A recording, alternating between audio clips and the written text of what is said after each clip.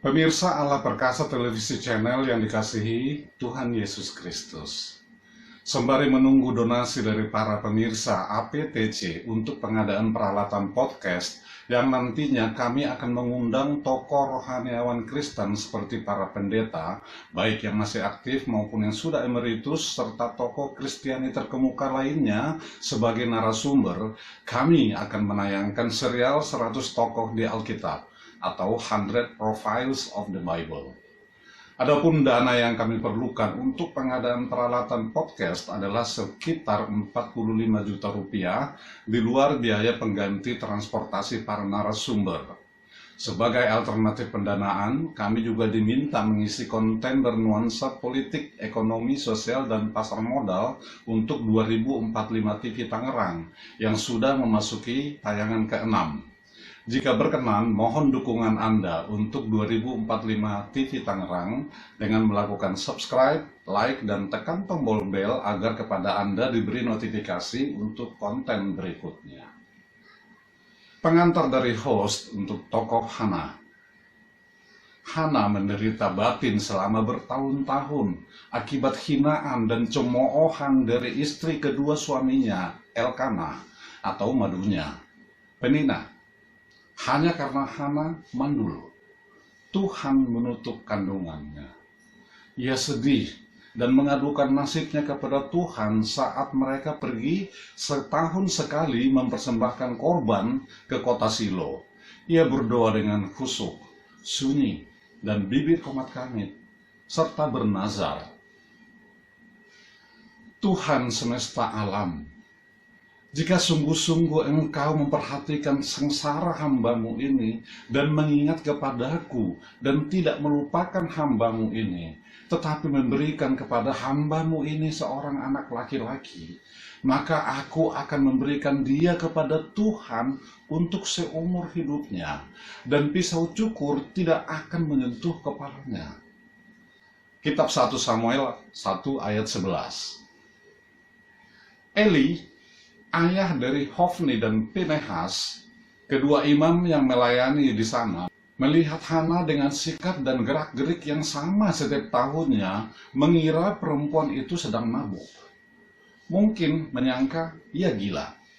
Akhirnya Eli berkata, "Berapa lama lagi engkau berlaku seperti orang mabuk? Lepaskanlah dirimu daripada mabukmu." Hana menjelaskan dirinya sedang bermuram durja yang sedang merindukan seorang anak. Eli tersentuh, lalu menyuruh Hana pulang sembari mengucapkan kata-kata yang memberkati.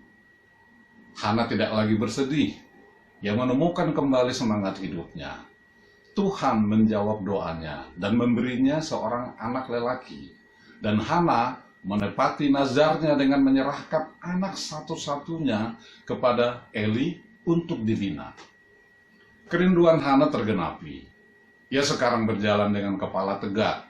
Sekali setahun saat mereka datang ke Silo mempersembahkan korban, ia selalu membawakan satu pakaian indah pekerjaan tangannya sendiri dan memberikannya kepada Samuel, anak yang dikasihinya itu.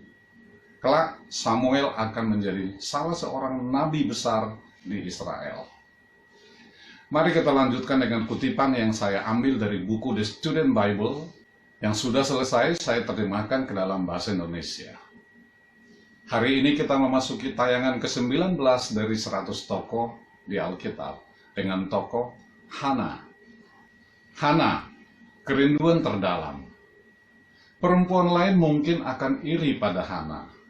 Dia memiliki setidaknya seorang suami yang baik yang secara nyata mencintai dia. Namun bagi Hana, kerinduan yang tidak terpenuhi membuatnya hidup dalam kesusahan. Hana merindukan seorang anak. Dalam kurung, hal ini tidak menolong manakala seorang istri saingannya, Penina, selalu membawa-bawa subjek ini dalam setiap kesempatan. Kerinduan memiliki anak mungkin yang terkuat di dalam hidup. Sekarang ini pasangan mandul rela menghabiskan ribuan dolar untuk mencari pertolongan medis. Bagi Hana yang tidak memiliki sumber daya seperti itu, kerinduannya lebih berharga daripada setiap berkat. Hana meratap, merasa getir, dan mencurahkan segala deritanya kepada Tuhan. Ketika Tuhan mengabulkan doa Hana dan memberi seorang anak, Samuel, dia mencurahkan semua sukacitanya kepada Tuhan. Secara luar biasa, bagi seorang perempuan yang telah menunggu sekian lama akan kehadiran seorang anak, dia membawa Samuel ke kemah suci Tuhan segera setelah anak itu mencapai usia yang pantas. Di sana, dia menempatkannya di bawah pengawasan imam. Hana tentu saja sangat menyayangi anaknya, dan dia tidak pernah melupakannya.